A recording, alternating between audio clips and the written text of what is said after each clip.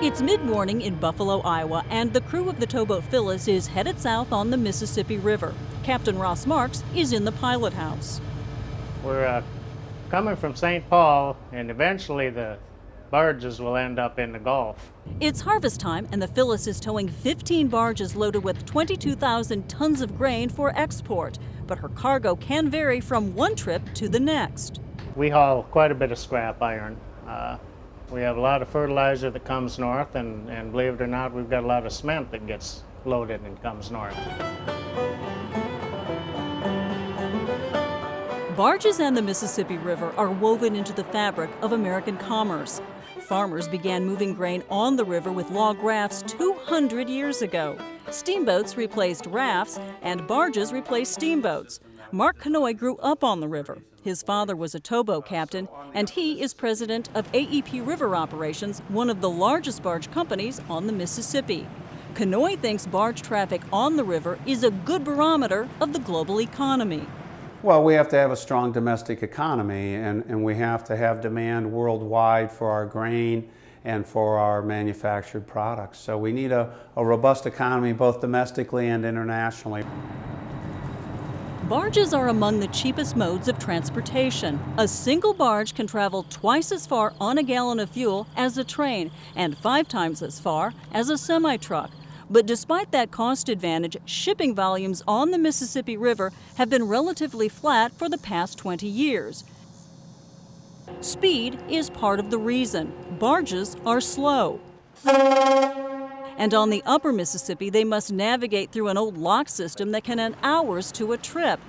Transportation expert Donald Sweeney says changes in export patterns and competition from other kinds of carriers have also derailed the barge industry. There's direct rail shipment to the West Coast and then putting the agricultural products on a freighter and then hauling it to the Far East that way, which is cost competitive with using this river system. Then there is the river itself. The Mississippi River is notoriously unreliable. In the winter, ice on the upper part of the river can close the river to barge traffic for months at a time.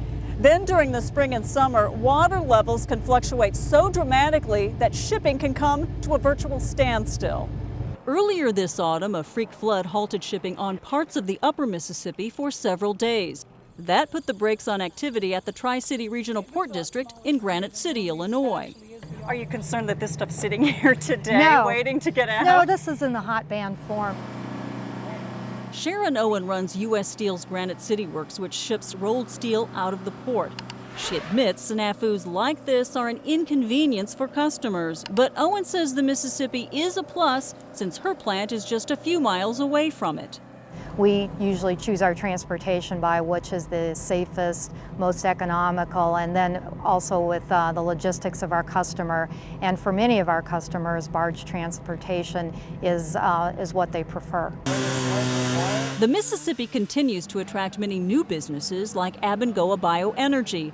The company is building an 88 million gallon ethanol plant at the port. Abengoa has about a dozen other plants in the Midwest, but project development manager Carl Lafoy says being on the Mississippi is vital to the company's growth. It definitely opens up a couple additional key markets for us, especially down the Gulf Coast, that we would otherwise have a very hard time competing with rail down there. In his 3 decades on the Mississippi, Ross Marks has watched the barge business ebb and flow like the river itself. He's optimistic he'll have a place in the pilot house for several more years. I don't look for it to slow down enough that it's going to affect me. Heck, I've been out here for 30 years. If they don't want to hire a pilot with 30 years of experience, they might as well go home. Diane Estabrook, Nightly Business Report, Buffalo, Iowa. Tomorrow I'll tell you why the Mississippi River is threatening one of the nation's most valuable industries.